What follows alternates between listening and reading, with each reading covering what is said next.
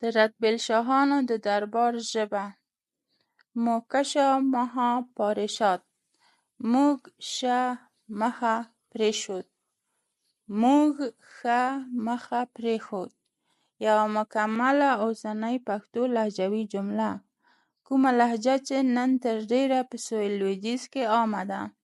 دا جمله مرحوم کوهزاد په خپل کتاب تاریخ افغانستان کې د چیني زایر هیونتسانګ له خولې د ژغورنې حلقه په نوم د هغې ټولنې شعار بللی چې د کابل رتبیل شاه هر کال د بودا طلایي تندسې په جوړولو هغه په خپل دربار کې پرانیستله.